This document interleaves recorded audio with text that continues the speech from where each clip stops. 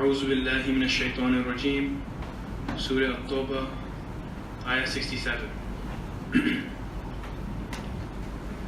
The hypocrites, men and women, are all alike. They enjoin what is evil, forbid what is good, and tighten their hands from spending in the cause of Allah. They have forgotten Allah, so He has forgotten them. In fact, the hypocrites are transgressors. Allah has promised the hypocrites, both men and women, and the unbelievers, the fire of hell to live therein forever, a sufficient recompense. Allah has cursed them, and they shall have a lasting punishment. Your behavior is just like those who have gone before you. They were mightier than you in power, and more flourishing in wealth and children. They enjoyed their portion of this worldly life. Thus have you enjoyed your portion, as did those before you. And you have entered into vain discourses as they did. Consequently, their deeds were fruitless in this world and in the hereafter, and they are the ones who are the losers. Have you not heard the news of those who have gone before them? The people of Nuh, Ad, and Thamud, the people of Ibrahim, the men of Madian, and the cities which were overthrown. Their Rasuls came to them with clear proofs, but they did not listen. Allah did not wrong them, but they wronged their own souls. The true believers, both men and women, are protectors of one another. They enjoin what is good and forbid what is evil. They establish salah, pay zakah, and obey Allah and His Rasul. It is they on whom Allah will have His mercy. Surely Allah is mighty, wise. Allah has promised the believers, both men and women, gardens beneath which rivers flow, to live therein forever. And they will have beautiful mansions in these gardens of everlasting bliss. Best of all, they will have the good pleasure of Allah. Now that is the highest achievement. O Prophet, make jihad against the unbelievers and the hypocrites, and be harsh against them. Hell shall be their home, and it is the worst of all homes. They swear by Allah that they said nothing, when in fact they uttered the words of unbelief, and they committed kufr, rejected faith after accepting Islam. They meditated a plot which they were unable to carry out. They had no reason to be revengeful, except that Allah and His Rasul had enriched them through His bounty. Therefore, if they repent, it will indeed be better for them. But if they turn back, do not repent, Allah will punish them with a painful punishment in this life and in the hereafter, and they shall have none on earth to protect or help them. There are some among them who made a covenant with Allah, saying, if He bestows on us His bounty, we will spend in charity and become truly of the righteous. But when He gave them of His bounty, they became stingy, turned back from their covenant, and became evasive. He put hypocrisy in their hearts to last till the day, wherein they shall meet Him as a consequence of their breach of covenant, and the lies they told. Are they not aware that Allah knows their secret thoughts and their secret counsels, and that Allah knows fully well all that is hidden? As for those that taunt the believers who give freely, and ridicule those who find nothing to give except the fruits of their labor, Allah will throw back their ridicule on them, and they shall have a painful punishment. O Prophet, it is the same whether you ask forgiveness for them or not. Even if you ask for their forgiveness 70 times, Allah is not going to forgive them, because they disbelieved Allah and His Rasul. Allah does not guide those who are transgressors.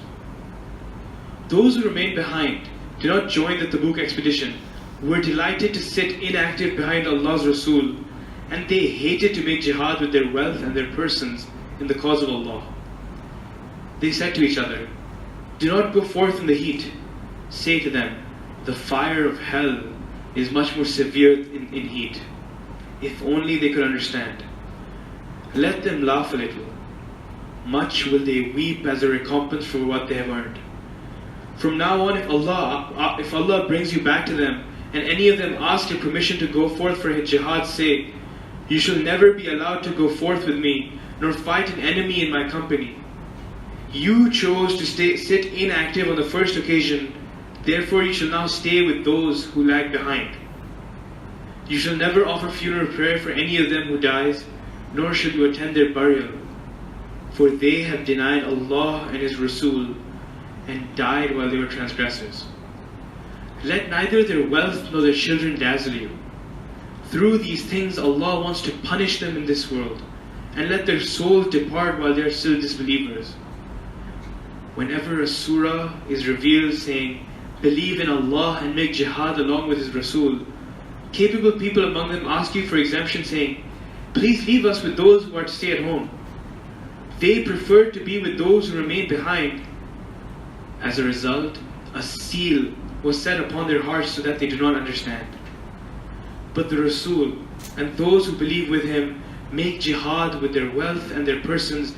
They are the ones who will have all the goodness, and they are the ones who will be successful. Allah has prepared for them gardens beneath which rivers flow, to live therein forever. That is the greatest achievement. Some from among the Bedouins also came with their excuses, begging exemption to stay behind.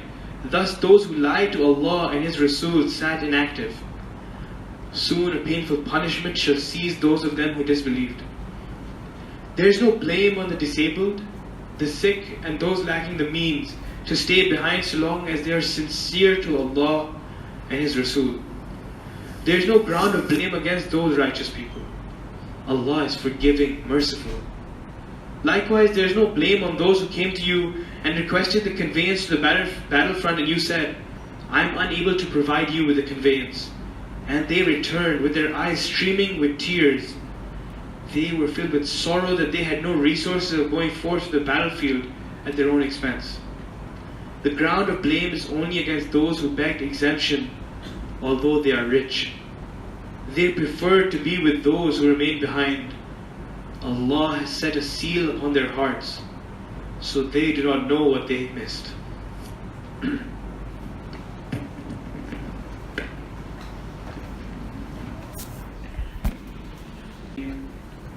Surah At-Tawbah, Ayah 38. O believers, what is the matter with you that when you are asked to march forth in the way of Allah, you cling to the earth? Do you prefer the life of this world to the life of the hereafter? The comfort of this life is so little compared to that of the life of the hereafter. If you do not march forth, He will inflict on you a painful punishment and replace you with other people, and you cannot harm Him at all, for Allah has power over everything. If you do not help him, the Prophet, it does not matter.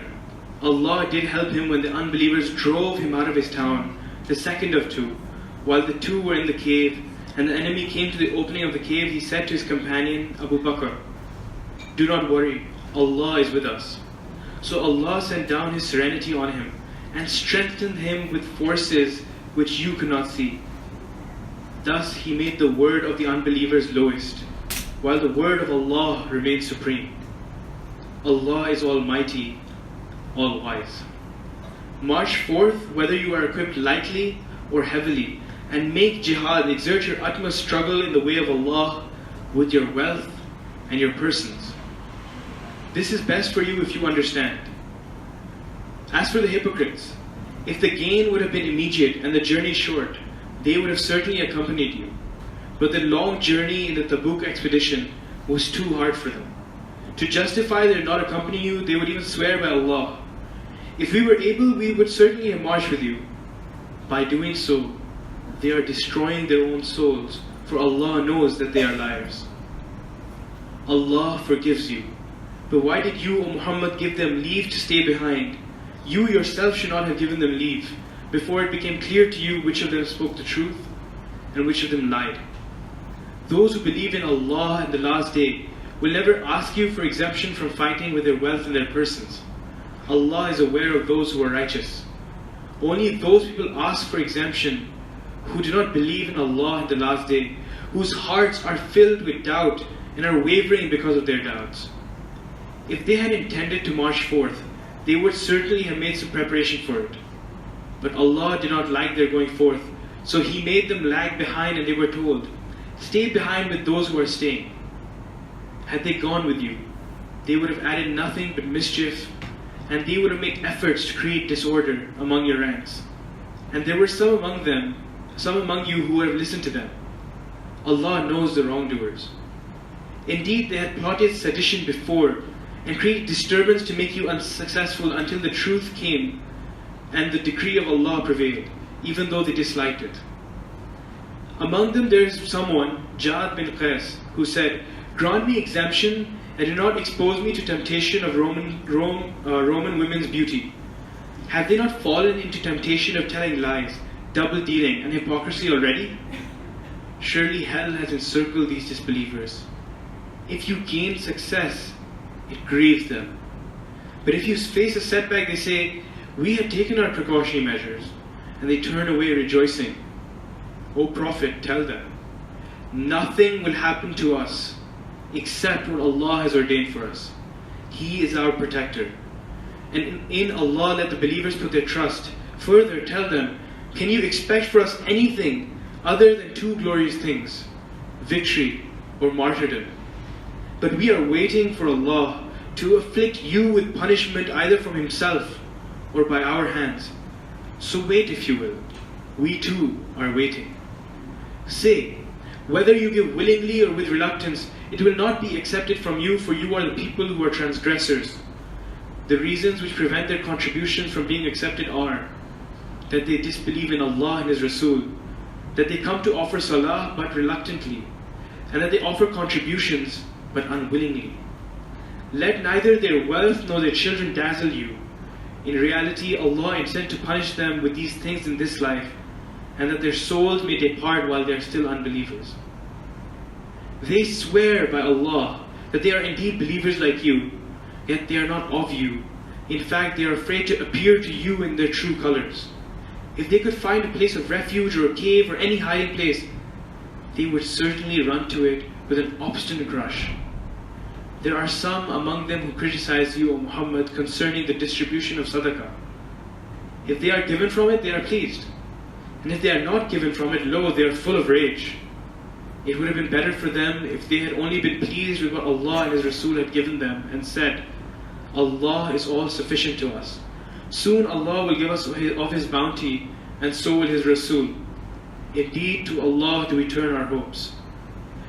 In fact, the sadaqah, zakah, obligatory charity, collection is for the poor, the helpless, those employed to administer the funds, those whose hearts need to be won over to the truth, ransoming the captives, helping the destitute who is in debt, in the way of Allah and for the wayfarer. That is a duty enjoined by Allah, and Allah is all knowledgeable, all wise. There are some people among them who heard the Prophet through saying, "He is all ears, he listens to everyone." Say, it is good for you that he listens to what is best for you. He believes in Allah, has faith in the believers, and is a blessing for those of you who are true believers. As for those who hurt the Rasul, they will have a painful punishment. They swear to you by Allah in order to please you, but it is more fitting that they should please Allah and His Rasul if they are true believers. Don't they know that anyone who opposes Allah and His Rasul shall live forever in the fire of hell? That surely is the worst humiliation. The hypocrites are afraid lest a surah should be sent down about them, revealing to the Muslims what is in their hearts. Say, mock if you will. Allah will surely bring to light all that you fear. If you ask them, what were you talking about? They will promptly say, we were only jesting and having fun. Say, what then? Were you mocking at Allah, His revelations, and His Rasul? Make no excuses now.